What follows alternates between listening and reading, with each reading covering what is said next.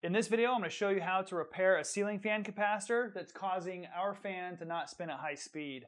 There could be another cause for this problem, and it could be that your pull chain has gone bad or that the control unit inside the fan has gone bad, causing the single speed.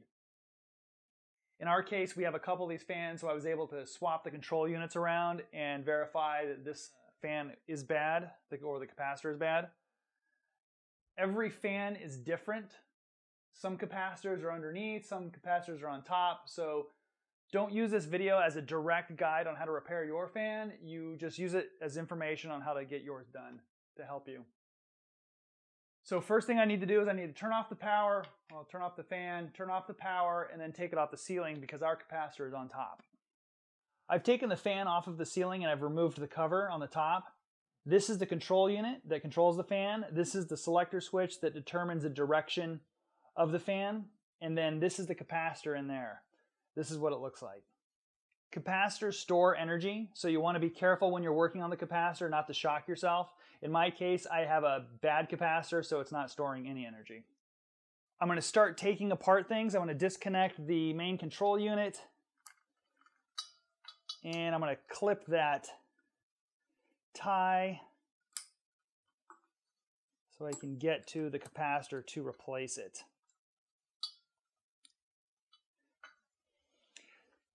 Here's the old capacitor, and I'm going to cut the wires off of it here and give myself plenty of room to work with. I'm going to take my strippers.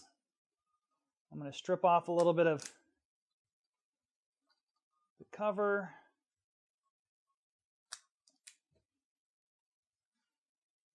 And then that will be ready to install the new capacitor. Now, you can take the old capacitor and try and match it up online and order one. They're not very expensive, between $5 and $15.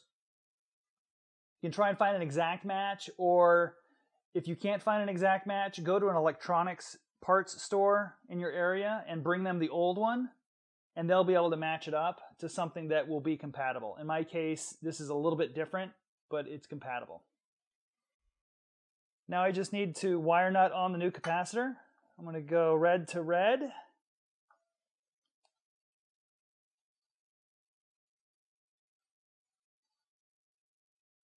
You can use wire nuts or you can use butt connectors or crimp connectors.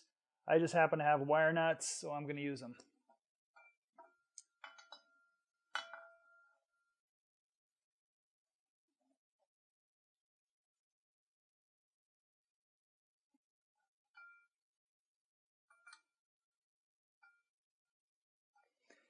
Tuck him back where he belongs. Plug that back in. And then you don't have to zip tie that back together. You can if you want. It's not going anywhere. So I'll put the cover back on and then put the ceiling fan back on the ceiling.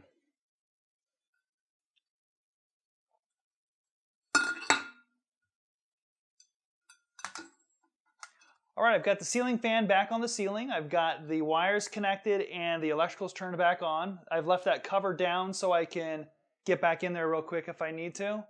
Sorry I didn't show you all of the covers and the mounting. It's just kind of a waste because ceiling fans are all so different. Let's test our fan now and see if we've fixed it. There is our slow speed. That is indeed slow and a waste of time, so let's go up to medium.